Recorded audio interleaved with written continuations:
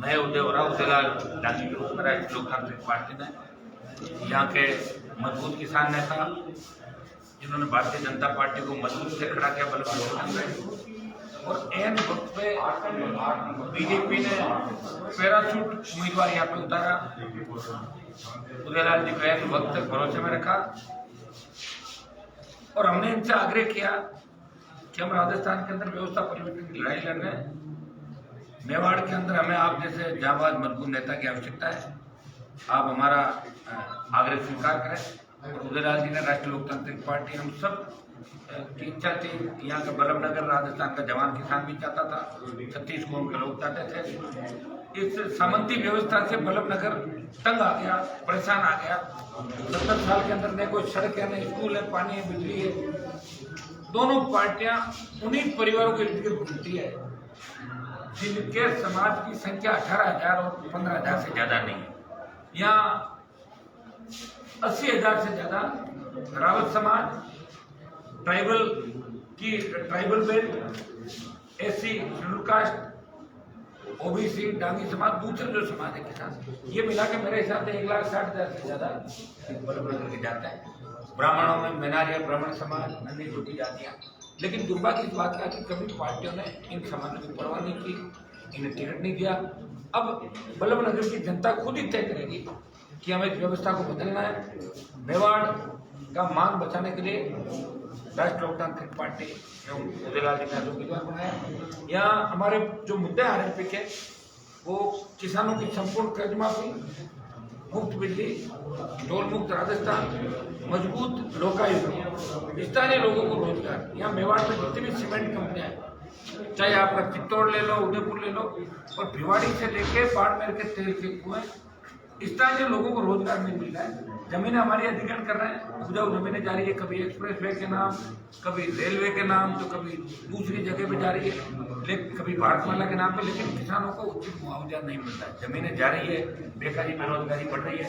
बेरोजगारी की भी बड़ी समस्या इस देश और प्रदेश के अंदर है और कानून का राज राजस्थान में खत्म हो गया। हमारी बालिकाएं सुरक्षित नहीं, 2 साल की, 3 साल की, 4 साल की बालिकाएं जिस तरह दरिद्री का शिकार हो रही है, थानों में बलात्कार की घटनाएं बढ़ती है। कांग्रेस के राज की मानगी है और ये वसुंधरा गहलोत 20 साल के राजस्थान में पनपा। इसने राजस्थान के अंदर राजस्थान को अपराधियों का ऐसगा बना दिया, अड्डा बन गया राजस्थान अपराधियों का। और शेखावाटी से लेके मारवाड़ और मेवाड़ अंचल तक अपराध सर चढ़ के बोलता है।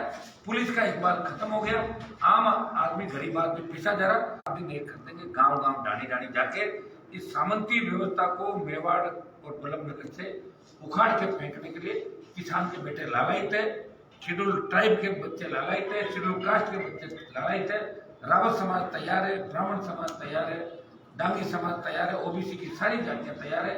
हमें हमारा हक और अधिकार चाहिए और ये मेवाड़ के मान और मेवाड़ के अंदर हक और अधिकार की लड़ाई है, जिसमें आज बल्लभनगर के अंदर जो जोश और उत्साह था जब उदयलाल जी फार्म भरने जा रहे हैं, उससे देख के लग रहा है कि उदयलाल जी की जीत निश्चित है। कांग्रेस और भारतीय जनता पार्टी लड़ाई के अंदर पिछड़ जाएगी।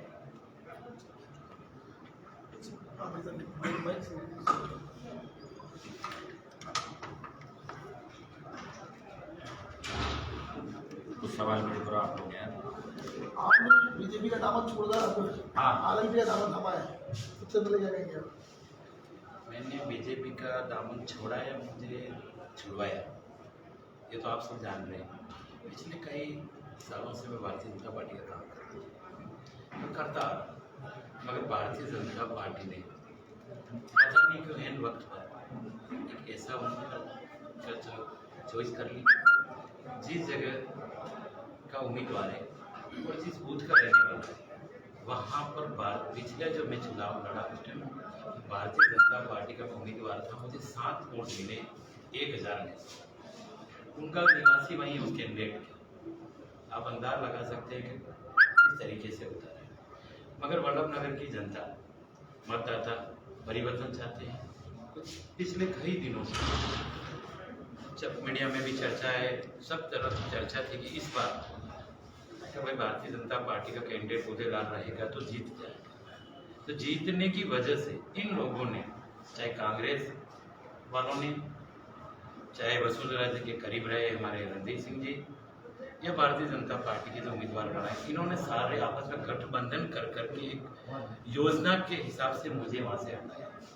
मगर जब ये तय हो गया कि मुझे हटाया तो वल्लभ नगर के मतदाता कार्यकर्ता जो हमारे भारतीय जनता पार्टी, जब मैं था मेरे साथ भारतीय जनता पार्टी में थे, वो 2 हमारे प्रधान हैं, पंचायत समिति सदस्य, जिला परिषद सदस्य, पार्षदगण, इन सब ने आज राष्ट्रीय लोकतांत्रिक पार्टी हनुमान जी बेनीवाल के साथ हम ज्वाइन कर ली है और निश्चित रूप से यहाँ हम जीतेंगे।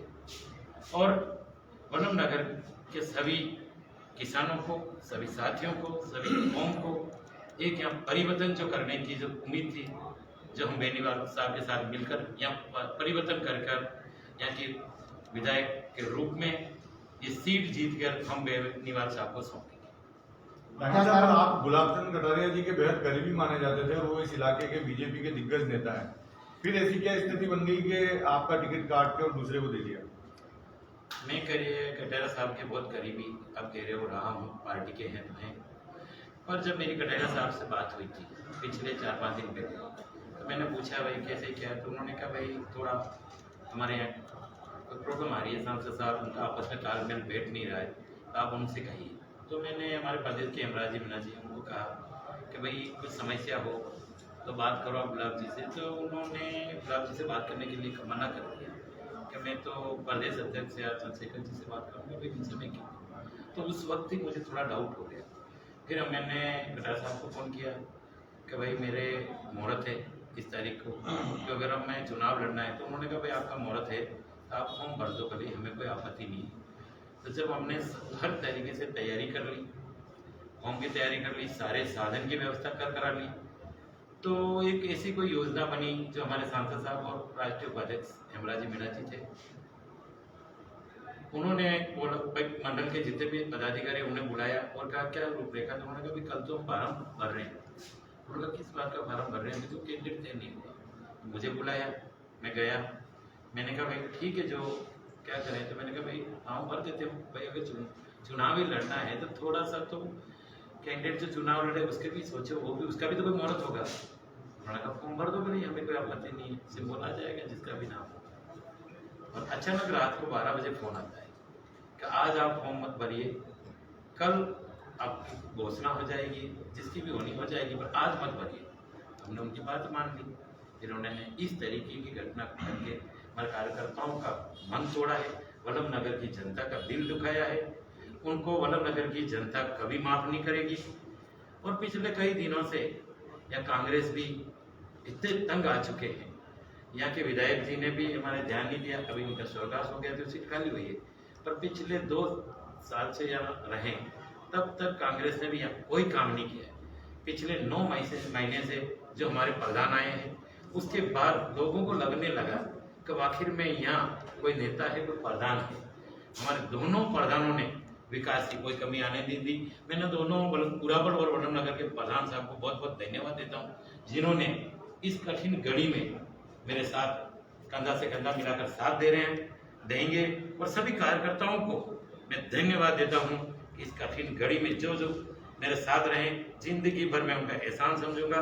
और इस पार्टी में, बेनीवाल साहब की पार्टी में आप सबका स्वागत है और तहे दिल से आप लग जाइए, मान सम्मान में कहीं कमी नहीं आने देंगे।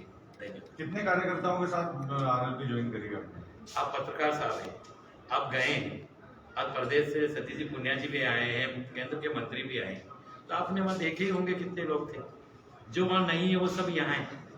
एक तरह से जो हमारा संगठन था अब वो रहा नहीं, वो सब हम यहाँ। मौका मिलेगा तो पूरा मेवाड़ आप संभालेंगे आरएलपी को? देखो अभी बेनीवाल साहब ने जो आशीर्वाद दिया है, मैं इसी पे काम करूंगा। इन पे जो मैं खरा उतर पाऊंगा, उसी के बाद जो भी तय करेंगे आप, वो हम करेंगे। हमसे कोई सवाल हो? हमारे प्रदेश अध्यक्ष सर, आपका जो गंगापुर में जो रोल था वही रोल इस चुनाव में भी रहेगा या फिर अलग डिफरेंट देखने को मिलेगा? डांस वगैरह भी मंच पे आपने डीजे वाला डांस तो यहाँ के लोग अगर कराएंगे तो कर लेंगे बात।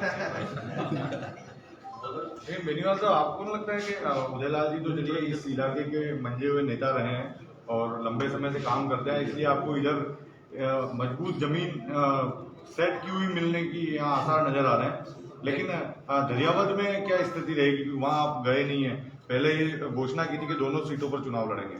कोशिश तो वहाँ भी करी थी, लेकिन एम वक्त पे समय की कमी भी रही और सफल नहीं हो पाया।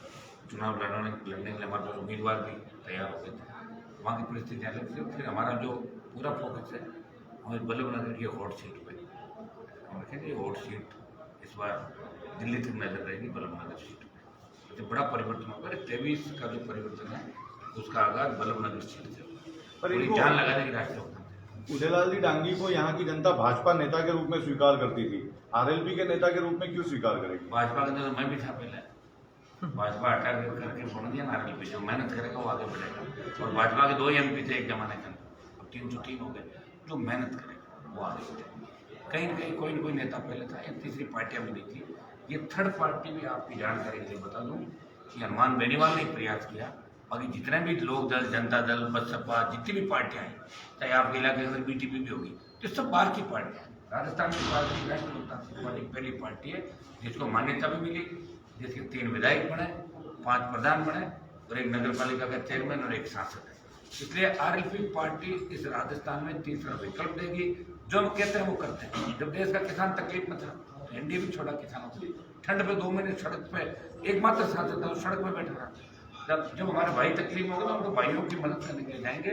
और हमें मेवाड़ का मान इस वल्लभनगर सीट से बचाना है।